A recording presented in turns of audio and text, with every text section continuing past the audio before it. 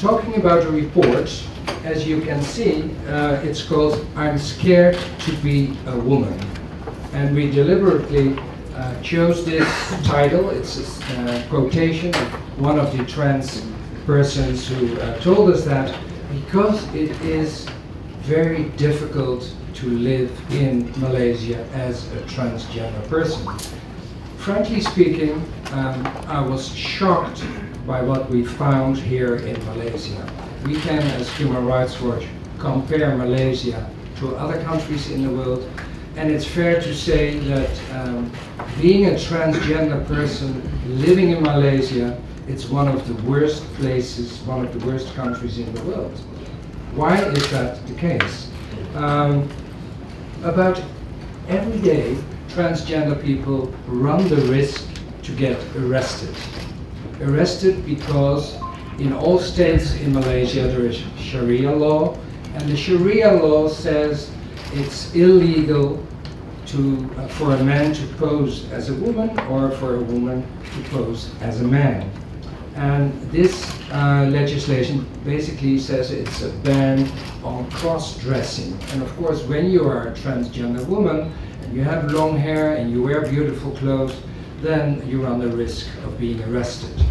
And the arrests take place by the officials of the religious departments and sometimes also by the Royal Malaysian Police.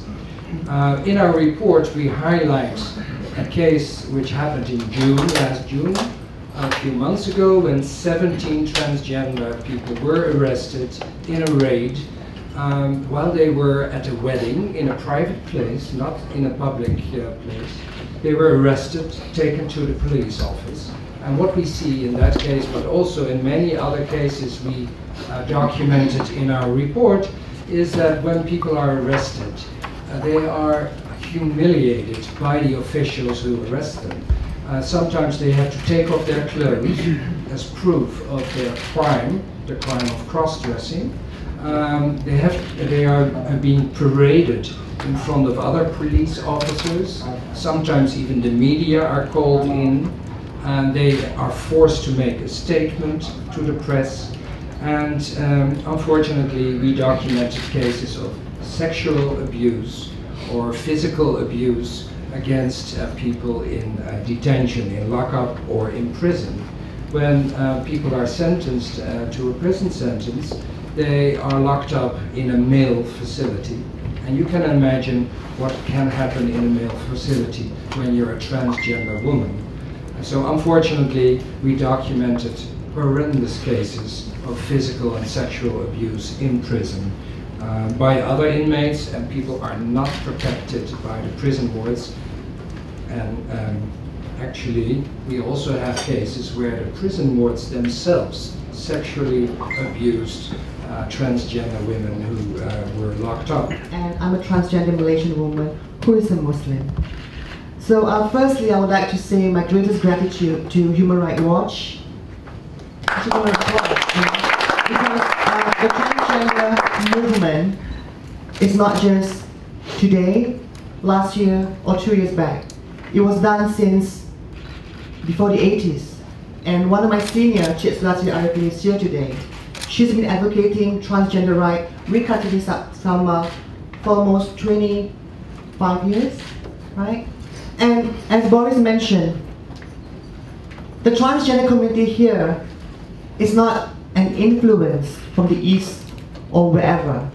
We have been a part of the community since the beginning. We've been part, based on the history of the Malaysian culture itself, even the Sida, who was the palace officials, were transgender people. Not just the Sida, but even when you talk about performance-wise, we have always been performing Malaysian in many other ways. And before the 80s, as Boris mentioned, sex change was done here locally by a local Muslim. And back then, there were no issue in regards of violence against transgender people.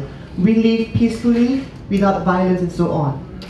And not just that, just to let you guys know that in 1987, the Welfare Department funded the Persatuan Maknya, or call it the Transgender Association, in Wilayah Persekutuan. Everything was okay then.